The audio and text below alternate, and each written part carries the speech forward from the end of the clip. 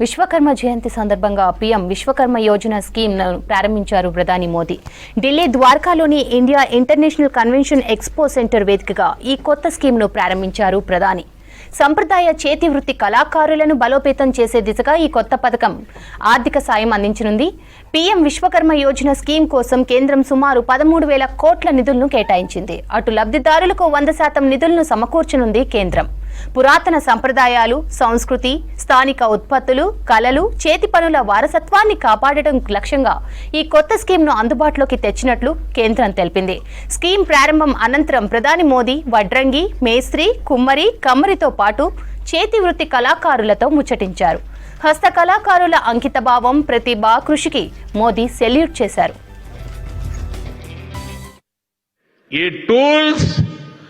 Made in India ही होने चाहिए।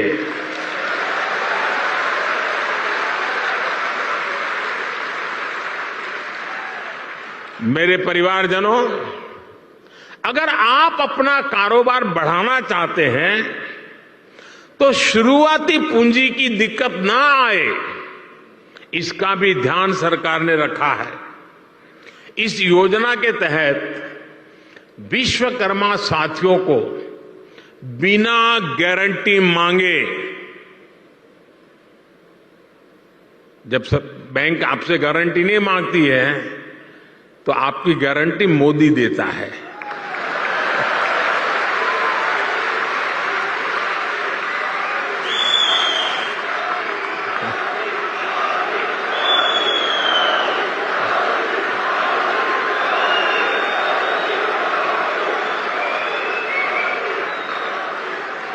बिना गारंटी मांगे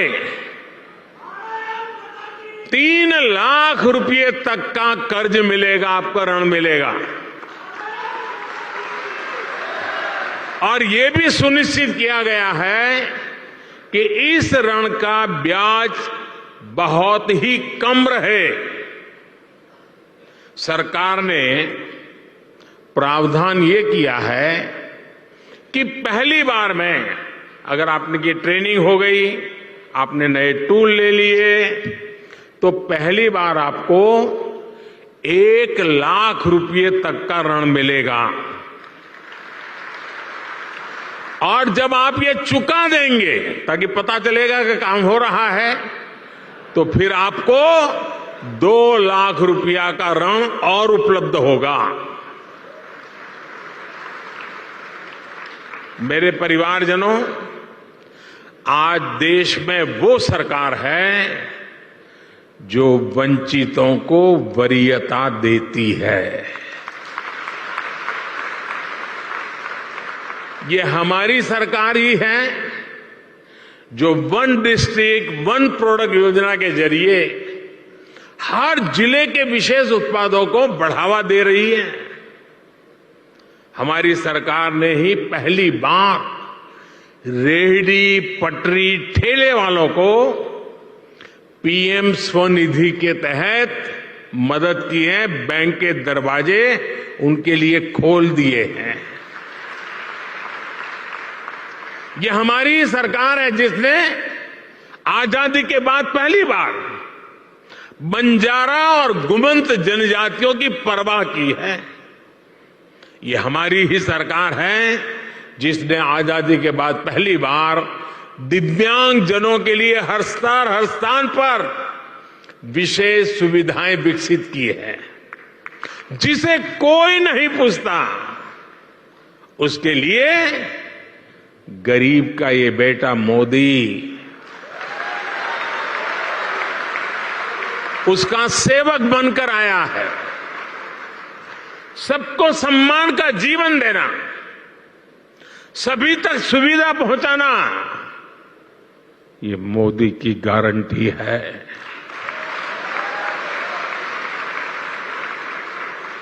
मेरे परिवारजनों, जब टेक्नोलॉजी और ट्रेडिशन मिलते हैं तो क्या कमाल होता है, ये पूरी दुनिया ने G20 क्राफ्ट बाजार में भी देखा है।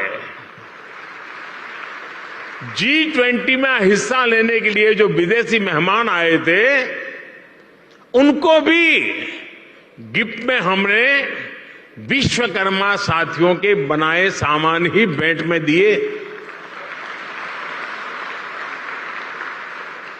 लोकल के लिए वोकल का ये समर्पण हम सभी का, पूरे देश का दायित्व है।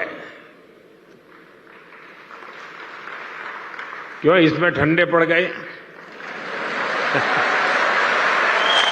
ना मैं करूं तो ताली बजाते हो, आपको करने की बात आए तो रुक जाते हो।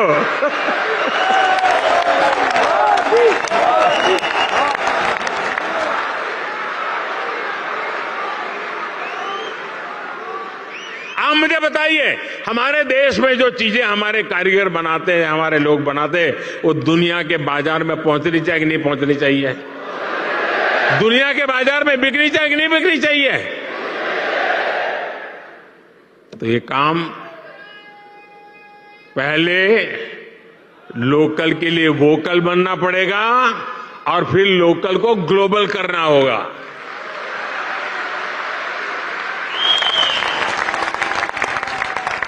साथियों, अब गणेश चतुर्थी, धनतेरस, दीपावली सहित अनेक त्योहार आने वाले हैं। मैं सभी देशवासियों से लोकल खरीदने का आग्रह करूंगा।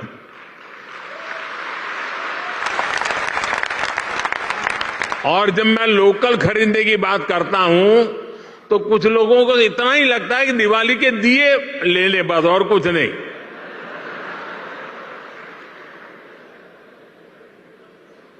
हर छोटी मोटी चीज, कोई भी बड़ा सामान खरीदें जिसमें हमारे विश्वकर्मा साथियों की छाप हो, भारत की मिट्टी और पसीने की महक हो।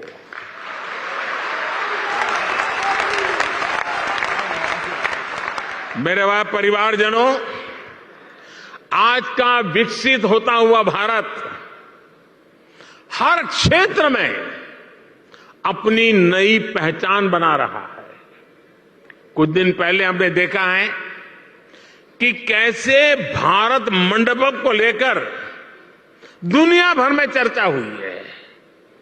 ये इंटरनेशनल एग्जीबिशन सेंटर यशोभूमि इसी परंपरा को और भव्यता से आगे बढ़ाता है।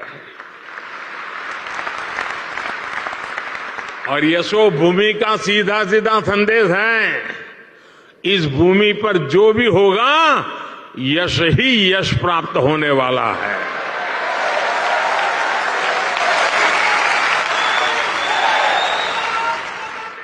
ये भविष्य के भारत को शोकेस करने का एक शानदार सेंटर बनेगा।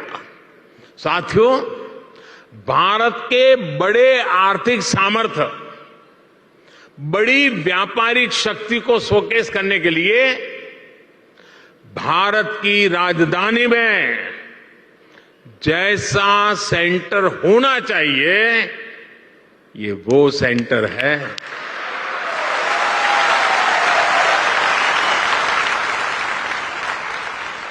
इसमें मल्टी मॉडल कनेक्टिविटी और पीएम गति शक्ति के दर्शन एक साथ होते हैं। अब देखिए, ये एयरपोर्ट के पास में है, इसको एयरपोर्ट से कनेक्ट करने के लिए मेट्रो की सुविधा दी गई है। आज यहां मेट्रो स्टेशन का भी उद्घाटन हुआ है। ये मेट्रो स्टेशन सीधा इस कॉम्प्लेक्स से जुड़ा हुआ है। इस मेट्रो सुविधा के चलते दिल्ली के अलग अलग हिस्सों से लोग का समय बहुत आसानी से कम समय में ये यहां पहुंच पाएंगे। यहां जो लोग आएंगे उनके लिए ठहरने का, मनोरंजन का, शॉपिंग का, टूरिज्म का पूरा इंतजाम यही इस पूरे इकोसिस्टम में बनाया हुआ है, पूरी व्यवस्था में बना हुआ है। मेरे परिवारजनों, बदलते हुए समय के साथ विकास के, रोजगार के नए नए सेक्टर्स भी बनते हैं। आज से 50-60 साल पहले कोई इतनी बड़ी आईटी इंडस्ट्री के बारे में सोच भी नहीं सकता था। आज से 30-35 साल पहले सोशल मीडिया भी एक कल्पना भरी था। अब दुनिया में एक और बड़ा सेक्टर बन रहा है जिसमें भारत के लिए असीम संभावनाएं हैं। ये सेक्टर है कॉन्फ्रेंस टूरिज्म।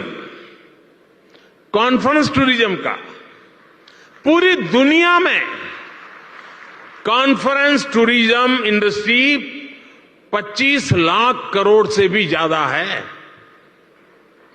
हर साल दुनिया में 32,000 से भी ज्यादा बड़ी एग्जीबिशन लगती है, एक्सपो होते हैं। आप कल्पना कर सकते हैं, जिस देश की आबादी 2-5 करोड़ होगी लोग वहां भी कर देते हैं।